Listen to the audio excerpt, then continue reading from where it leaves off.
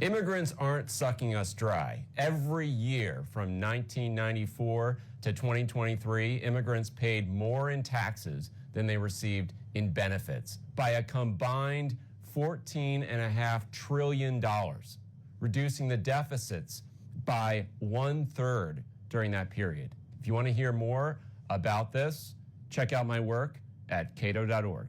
For a century, the Cato Institute's research has shown that people of any ancestry, background, or birthplace can be assets in a free society.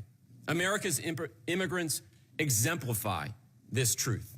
Despite often leaving terrible conditions abroad, immigrants work, start businesses, and invent at higher rates than the U.S.-born population.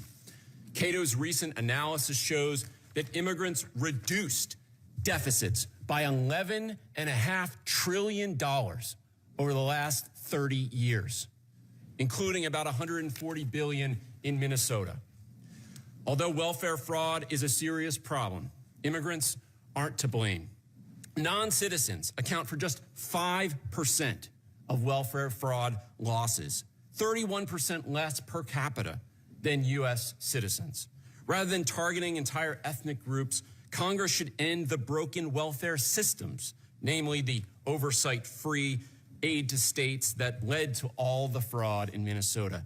Half a century, the Cato Institute has produced original research showing that people, whatever their ancestry, background, or birthplace, benefit the United States. Sadly, the U.S. immigration system is outdated, approving just 3% of immigrants seeking legal permanent residence last year. This fact has made temporary statuses like parole even more important as a way for legal entry. Benefits is a huge issue in the immigration debate. And it makes sense because the federal government and state governments spend about $3.4 trillion a year in welfare benefits in the United States. But when you drill down into the data, what you find is that immigrants consume on a per capita basis 24% fewer welfare benefits than native-born Americans do. And then when you drill down even further, you find that non-citizens consume 53% less. And non-citizens, that includes illegal immigrants, green card holders, student visas, all the above. So while the welfare state is a big problem in American politics, and it's a huge issue that so many people are on welfare, it's not an imported problem. It's a native-born, homegrown problem. And if you really want to do something about it, what we should do is build a higher wall around the welfare state, not around the country. If you want to read more about this research, come to cato.org to read about immigrant and native-born consumption of welfare and entitlement benefits.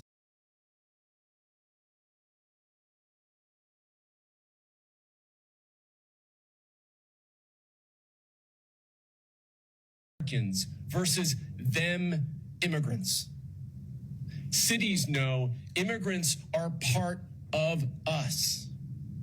They also know that immigrants are here to build, not destroy. A mountain, literally a mountain of research proves that immigrants and reasonable limits on participation with ICE do not increase crime rates. Immigrants, even illegal immigrants, are half as likely to be incarcerated for crimes in the United States.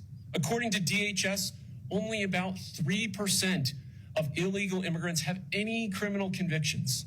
Immigrants reduce crime rates, which means you're less likely to be a victim of a crime. It's not.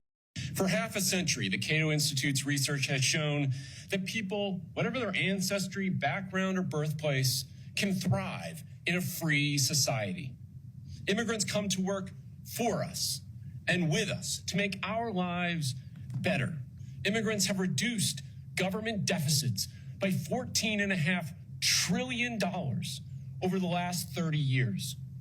And yet, Congress has not updated the legal immigration system during that entire time. So just 3% of all legal immigrant applicants were approved in 2024. Rather than fix this broken system, the new administration banned half of all the legal immigrants who had made it to the end of that process, including spouses and children of U.S. citizens. The fallout from this flawed system is left to our cities to manage. In many areas, 1 in 5 residents lives with someone here illegally. Mass deportation is not an option for these places. It is an attack on them.